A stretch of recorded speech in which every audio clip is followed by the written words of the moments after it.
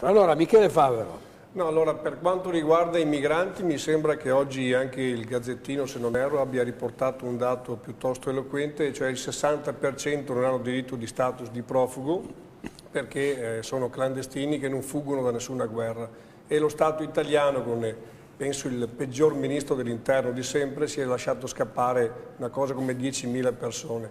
Allora, non so cosa valga la pena ancora stare qui a parlare sempre del problema dei profughi. Abbiamo uno Stato che non li sa gestire. Qualcuno anche nella regione Veneto prima del 31 maggio aveva detto mai più un profugo in Veneto, poi abbiamo visto che è la regione che ne ha ospitati di più suo malgrado. Ciò significa che qui comandano le prefetture e il Ministero dell'Interno. La regione così è più un organo di rappresentanza, mi dispiace dirlo, non è che voglio infierire, ma questa è la realtà dei fatti. Per quanto riguarda i comuni mi viene da sorridere, cioè noi siamo qua a preoccuparsi di tagliare o di unire dei comuni, quando ad esempio 2 anni fa il comune di Palermo, ma tanto per fare un nome, ha persino assunto dei camminatori, cioè delle persone che prendono dei plichi di carta e li portano in giro per il comune. Non è una barzelletta la realtà, è vero. Nell'era dell'informatica. E noi però veneti dobbiamo essere sempre più bravi, i servi che si tolgono tutto, togliamo anche i comuni, facciamo un comune di 1 milione di abitanti, cioè, ma dove vogliamo arrivare? Finiamo di essere vittime e un po' di dignità, di orgoglio di essere veneti. I comuni sono una realtà che esiste da sempre, non voglio dire il campanilismo, ma lasciamoli. Già un comune di 5.000 abitanti con il suo sindaco che può controllare meglio il territorio, perché lo dobbiamo unire? Per risolvere cosa? Con un residuo fiscale di 20 miliardi dobbiamo essere sempre i primi a dimostrare che si può ridurre ancora? Ma per carità, per cortesia. Una cosa solo, direttore, le chiedo anche se cambio tema, vado fuori un attimo, perché ieri sera sono stato ospite di un comitato che si è riunito di clienti truffati dalla Banca Popolare di Vicenza, e ribadisco truffati. Cos'è successo? Le faccio un esempio di una persona che addirittura ha detto puoi dire il mio nome. Questa persona è un invalido e disoccupato, è stato chiamato dalla banca ancora 3-4 anni fa per fare un'operazione, ha detto di comodo, non preoccuparti. Praticamente è andato in banca e gli ha detto devi farci da prestanome, devi metterci una firma qua, noi ti diamo un fido da 1 milione di euro e poi con questo fido compriamo delle azioni nostre, ma non preoccuparti.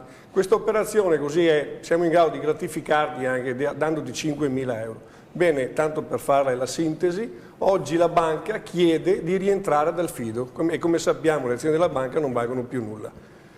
Sono come questa persona, addirittura si parla di 1.000 persone della Banca Popolare di Vicenza. Ecco cosa stanno facendo le banche, cosa stanno facendo i criminali che le hanno gestite, e forse la responsabilità maggiore di tutti ce l'ha ancora una volta la Banca d'Italia, che nonostante sia un organo di controllo e di vigilanza, ricordiamo che fino all'anno 2014 la Banca Popolare di Vicenza aveva superato lo stress test e poi abbiamo visto i risultati in effetti.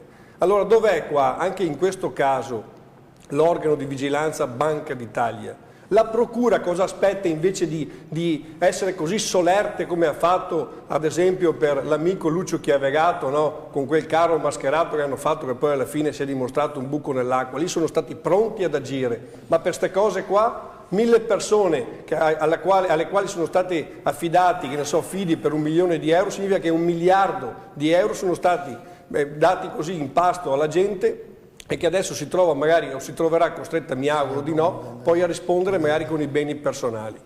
Ecco dove manca lo Stato e dove manca, mi dispiace ancora una volta dire, la Regione Veneto anche in questo caso non ha fatto nulla. Bisognava portare 120.000 persone di Veneto Banca e di Banca Popolare di Vicenza davanti alla Banca d'Italia a protestare, perché tutti sapevano dall'alto che stavano facendo qualcosa di losco e invece hanno voluto che la situazione degenerasse per dire poi, vedete, sono stati i criminali, i piccoli magari direttori di banca che sono stati furbi e voi non ve ne siete accorti, così tutti si lavano le mani, prenderanno forse chissà quando qualche pesce piccolo e nel frattempo il Veneto perderà anche le banche locali, così abbiamo perso le imprese perché ormai c'è la distruzione totale della piccola impresa, evidentemente un disegno che viene dall'alto, stiamo perdendo anche le banche, poi qui resterà il deserto, forse allora ci lasceranno che fare l'indipendenza una volta che sarà finito tutto qua.